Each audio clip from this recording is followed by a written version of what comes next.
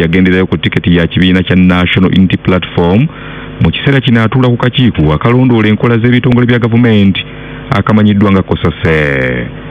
Omubaka Sseggona mu kusooka Paalamenti yagiyingiramu ng'ali ku tiketi ya kibiina kya DP ng'era yali omu ku bavubuka bamusaayi muto aba DP wansi w'ekiwaayo ekya Uwaide. Abantu ab'enjawulo mu kitundu Sseggona gy'akiikirira balaze ennaku olw'engeri omubaka waabwe gye yeefuula omunaku ennyo era munaku munnaabwe kyokka kyababuuseeko okuwulira ng'atambula n'obukadde bw'ensimbi. Abavubuka abaakwatiddwa mu kyokubba ensimbi za Sseggona bwe bati bwe babitebya.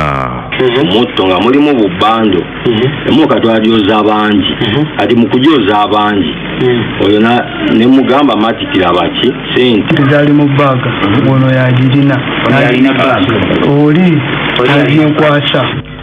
Ku bukadde obusoba mu 10 obwabbiddwa poliisi yakazuulako obukadde 85 bwokka nga wano Sseggona wasinzidde ne yeewozaako nti obulamu bwe buli mu matigga ng'ababbi bajja kulowooza nti atambula n'omudidi gw'ensimbi nga ayinza n'okufundikira ng'akoleddwako obulumbaganye.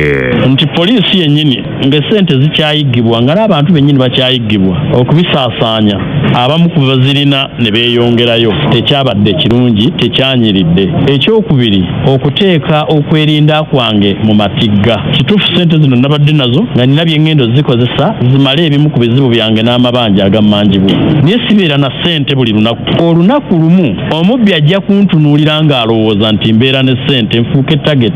Yeegaanye ebibadde biyitingana nti yandibanga aliko gye yabadde afunye akavangata kano.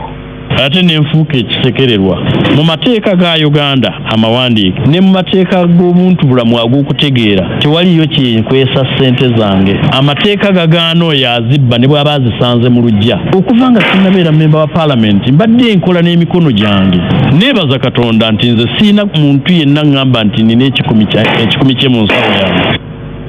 Ssente zikyabuza agamba Omukama ajja kuzimuzuulira. Neeze nsinza Katonda omulamu era mmulaajanidde mukoowo agenda kunoonya ssente zange gye ziri. Era wano we tuli Katonda. Nze Katonda gwe nsinza emisana gwe nsinza